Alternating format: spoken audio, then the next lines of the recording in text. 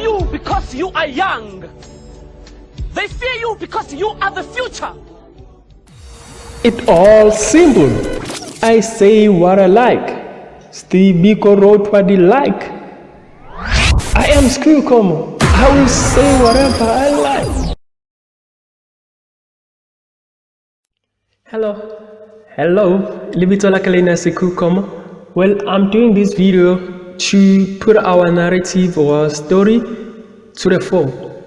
We've seen in the past few days the burial or the planting of the King, His Majesty Zwelithini Kapeu Zulu, and after the proceeding on that funeral or memorial service, President Cyril Ramaphosa was hindered, or the Zulu warriors blocked his way, not on purpose, not deliberately, but he had to use other path to go out.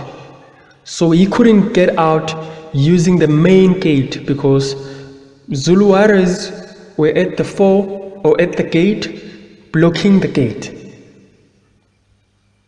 And because in South Africa we have what you call white monopoly capital media, which then redirect the narrative in order to favor whatever their agenda. They've painted a picture that the Zulu warriors Amabutho wanted to beat or even kill Cyril Ramaphosa in defense of the former president Jacob Zuma. We all know what is going on in our political landscape in this country. And I'm here today. Yes, I'm a YouTuber who focuses more on entertainment, but I need to get this one out. There is no such a thing that Amabutho, the Zulu warriors, wanted to kill or even beat the president Cyril Ramaphosa in defense of former president Jacob Zuma. There is no such a thing. I will tell you what happened. What happened was that Amabutho, the Zulu warriors, wanted to come in the tent where the proceeding was held and pay their last condolence to the King, His Majesty. They wanted to pay their tribute. They've been in the trenches with the King and even said, we will die where our King dies. We will remember when the report of the former president Kgalema Motlanthe came and said something about the Ngonyama Trust. The Zulu warriors, Amabutho, they came to Isilo, His Majesty, and said, give us a word. What shall we do? Any word we shall obey and do that. So they were willing to die for the King. They've been in trenches with the King. So now all of a sudden, when the King dies, then they are blocking, they are becoming a stumbling block.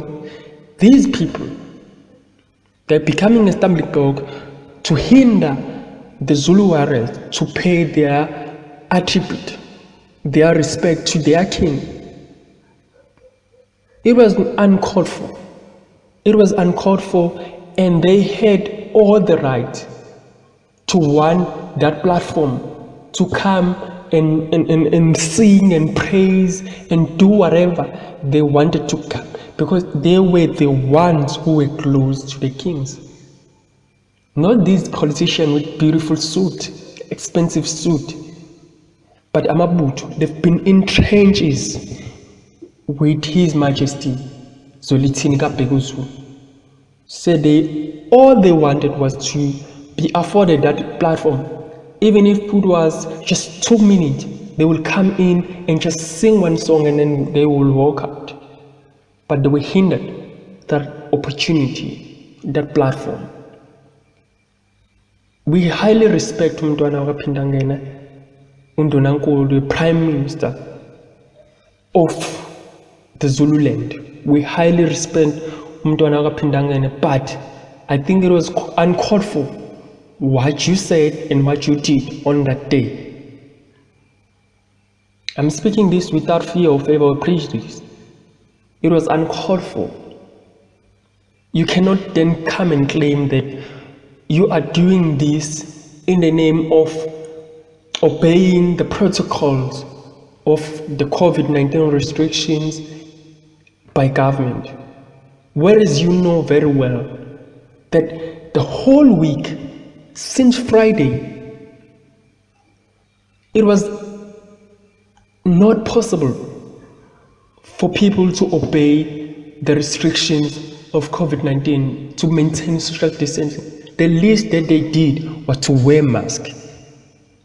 Amabutho, they were there, first people to go to Chief Albert's School to fetch the remainings of His Majesty.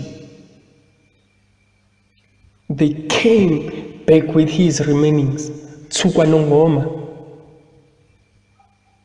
When they were there, they stayed there day in and night, protecting the remainings, the body of His Majesty. They even fetch him. They even fetch him in the local mortuary to KwaNongoma Kokhetumthandai. But today, during the funeral, they are prevented to pay their respect to their king. It was uncalled for. So that is a narrative that I wanted to paint, that the Zulu warriors didn't want to kill or beat the president Cyril Ramaphosa in defense of Jacob Zuma. That is not true. That is the picture that has been suddenly painted by the white monopoly capital media of this country to save their own agenda. We don't know. Thank you so much.